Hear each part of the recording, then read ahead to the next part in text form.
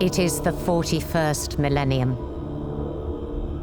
For 10,000 years, the Imperium has dominated the galaxy. There is only war.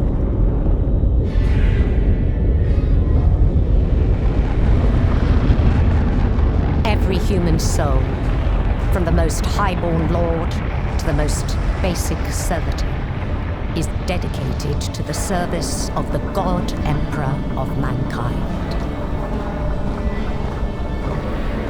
The Imperium's battle fleets and armies, from the conscripted soldiers of the Astra Militarum to the elite space marines of the Adeptus Astartes, keep humanity safe from alien threats and cosmic horrors beyond imagining.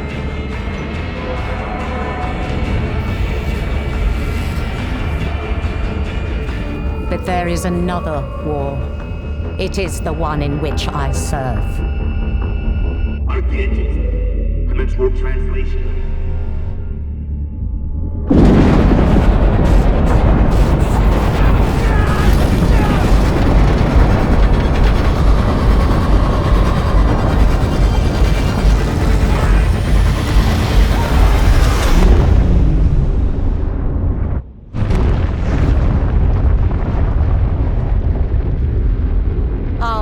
Not one of battlefields and fleet engagements. It is waged by the dedicated agents of the Imperial Inquisition. It is fought in the cities and hives of the Imperium. In the back streets and the forgotten sublevels. In hive cities like Tertium. We are surrounded! Don't get overrun!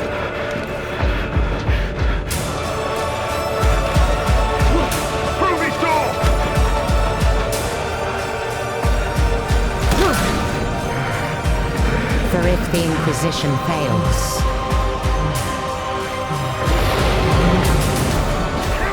if we fail,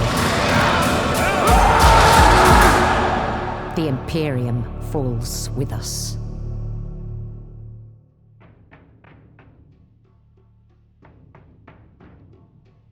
And that, my friends, is why you need a Geller field, because things can get real bad when you traverse the warp, even in the best of times, and in the worst of times, well, you've seen Event Horizon, and if you haven't, you won't need eyes where you're going anyway.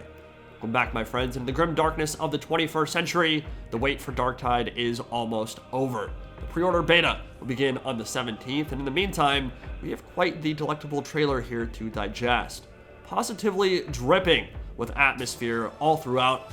I do need to make it clear the cinematic has very little to do with the real gameplay or visuals of Darktide itself, but it does help set the stage for the narrative, and it's a gorgeous representation of the 40k universe, chock full of references, and fun for the whole family. We begin our journey aboard the Morningstar, an Imperial frigate requisitioned by the Inquisition, readying themselves for a warp jump to Atoma Prime. Over the last few months, we've seen how callsign Wormwood, an acolyte or agent stationed in the bowels of the hive city of Tertium, has seen this uprising from the Mobian Sixth overwhelm the planet's defenses and begin worship of the plague god Nurgle. Biological weapons have been deployed everywhere, much of the populace in this particular hive have been killed off or infected, and poxwalkers are breeding out of control, turning civilians and soldiers alike into the running dead. It's a nightmare down there, and we gotta do something about it. Our motley crew of navigators, sanctioned psychers, astropaths, elite stormtroopers, and convicts, people that we'll be playing as, must stop this Darktide, and to do that, we need to get there first. But the jump is not a smooth one, it rarely is, and the Morningstar might just have brought a touch of the warp back with them. Now, the ship itself appears to be an inquisitorial frigate of some sort, with almost the exact same layout and design as the Firestorm or Sword-class escort ships, only lacking the Starship-grade laser battery mounted on the prow. It's a formidable vessel, combining maneuverability and firepower, with macro cannons on the starboard and port sides, and a lot of missile salvos up front. And as it approaches Tertium, there's a fantastic shot of how truly ginormous hive cities are. Some of these buildings and spires are dozens of miles across, and the peak is literally in space. So if the atmosphere on Atoma Prime is anything like Earth's, those towers are double or triple the height of Everest, at least. We're talking like 50 to 80,000 feet tall. That's insane. You can imagine the billions living down there, and a lot of potential new meat, both for the Inquisition and for the Cult of Nurgle now spreading disease and decay on the surface world. As we move through the ship, we get some fantastic cinematic shots of the Imperium yawning wide as they prepare for warp. The Mechanicus is blessing the machine spirits of soldiers with holy unguents and incense. Just straight up 40k there. I mean, that's just a beautiful shot. And then the Navigators reading the skeins of the Imperium, finding the best route to travel through the void without everyone's buttholes being eaten by demons. That's always a possibility when you're traveling through the warp. Our very first shot of the lead Inquisitor in charge of the whole operation right here. Don't know much about her yet, other than she may be somewhat unorthodox and radical. Inquisitors in 40k tend to come in two major flavors, either Puritan and radical. Either one can be dicks, either one can be a super nice guy. Generally speaking though, they tend to be a little bit more on the dickish side, like they'll just blow up a planet because there was a hint of chaos somewhere, but some of them are a bit more empathetic, and that can be a good thing as an Inquisitor, to an extent. But Puritans are strict and by the book when it comes to doctrine, while radicals operate with much more leeway and believe the ends justify the means. That no matter what goes down, as long as you're acting in service to the Imperium, what you're doing is worth it, which of course leads to situations like using chaos against itself. Eisenhorn is very famous for this. He is a famous radical Inquisitor, and he is not above the summoning and binding of demon hosts, or using illegal and accursed weaponry or AI, abominable intelligence, to make sure that he gets his mission done. That can be a good thing, it can be a really, really bad thing, but one thing is for certain, it does open radicals up to more corruption over time. So they need to be extremely pure of heart to understand that, hey, if I let this consume me, I will very easily fall to chaos. And just by nature of the setting for Darktide, it's more likely that this Inquisitor is a radical because she's employing convicts and criminals to help fight chaos. She's also probably one that would employ Xenos as well, where a more Puritan one would probably just have them bland if they saw that a bunch of convicts escaped from prison. Incredible models and details on these characters, and that hint of corruption seeping in through the Geller field as the astropaths start going crazy and hallucinating. Frost lines the inside of the ship as the barrier between worlds grows thin, and soldiers glimpse the hentai tentacles of a chaos spawn. Things are getting real freaky here. A lot of modern 40k imagery throughout, inspired by Warhammer Quest and Blackstone Fortress, that kind of stuff. And finally, the Morning Star breaks through to Atoma Prime, the camera shifts to ground level, and a damn squad of guardsmen realize the end is pretty much nigh. Overrun by nameless horrors, we can't see what's chasing them yet, but we can tell that the fear and frustration is really setting in. They're trying to make their escape from the Undercity before it's too late.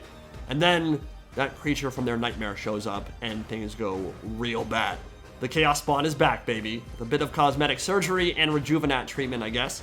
Covered in bionic implants and unable to resist the gifts of the gods any further, this will be the second confirmed mini-boss in Darktide after the Plague Ogren.